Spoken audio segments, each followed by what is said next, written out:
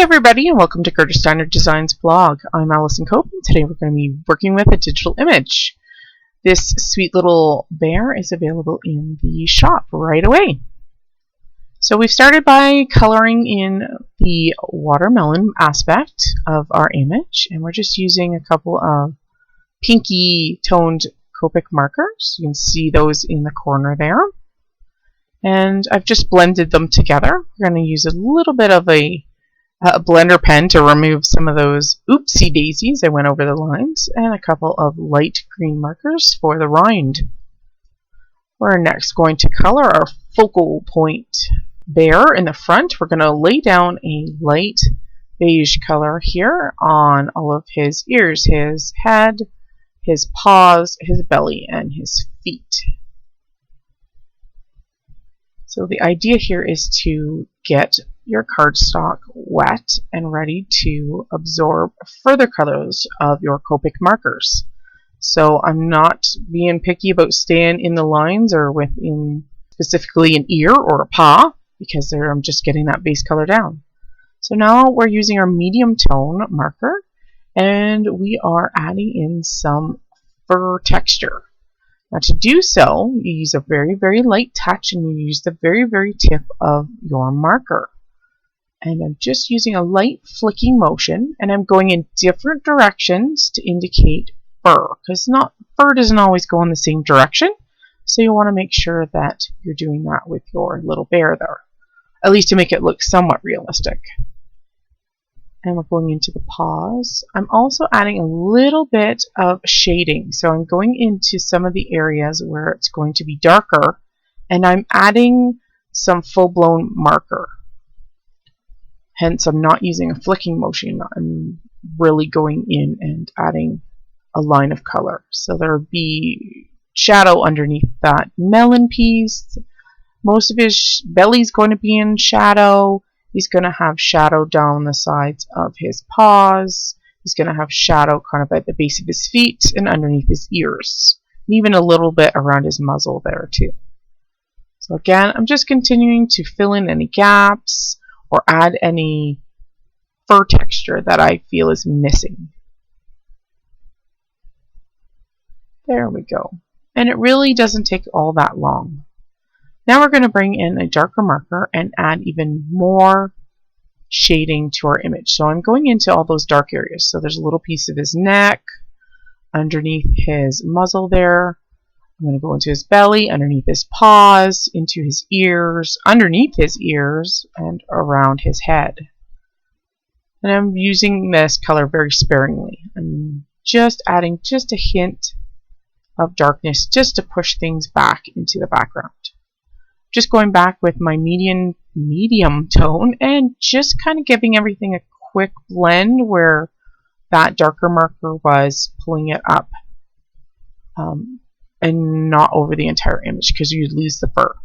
We're going into his muzzle now, and we're just putting down a fairly dark brown. We're going to bring in one more darker tone and just do a little bit of flicking up towards the center. And then we're going to blend it out with that first marker. So it's very, very subtle, the color. I'm going to go in and darken his cute little nose. You can leave a highlight just by leaving a tiny little white streak. And I'm also going to add some color to my seeds. Then we're going to add some fine white detailed pen to those seeds, his nose, and his eyes. All right. We're going to work on all the little fellas in the background. I decided to put him within a crowd, and we're going to make the crowd in the background very, very subtle. I don't really want them to be the show on this card. I want the focal bear to be what you see. They just happen to be in the background having a party with them. So I'm just using a T0 to begin with, and I'm just tracing where there might be any shadow. That's it. I'm not adding any fur texture, nothing like that. I'm just tracing shadows. Yep. And I'm just using the 2-0 on the three guys that are standing directly behind my focal bear. And we're just also added color to their noses as well. So I grabbed an even darker T marker. This is a T1, and I'm going into the bears that are directly behind that first row. And I'm doing exactly the same thing. I'm just adding shadow. That's it. And a little bit color to the nose. That's it. Like I said, I want them to be subtle. They are not the star of the card. But they're still adorable, aren't they? This is all the same image. It's just duplicated and resized so that the bears look like they're different sizes. Yep, you can make a crowd with just one image. So I'm just going in again, just darkening those shadows just a touch bit more. We're going to even deepen farther the guys that are all the way in the background there. I believe this is my T3. And I'm just darkening everything in those 3 bears that are in the very, very back. And I'm just bringing my T3 down just a touch, just to add a little bit more darkness to my bears. We're going to bring in a T4 and do all their noses.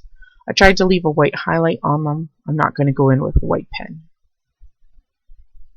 Alright, we're going to add some subtle color to those melon. I just wanted them a light pink and a light green. And I've gone and trimmed down my card. Yes, my poor fellas have disappeared, a lot of them in the background. We're just putting a base color of a really light yellowy green. And then we're going to bring in our medium tone and go about halfway down our sentiment and then blend that out. I did go in with a slightly darker green marker and put a little bit more depth in them off screen, and I decided that those 3 background bears needed a little bit more shadow, so I went in again and added just a touch more shadow farther up and across their faces. And there's our card. Thanks for joining me today. I hope you join me again sometime soon. Take care. Bye guys.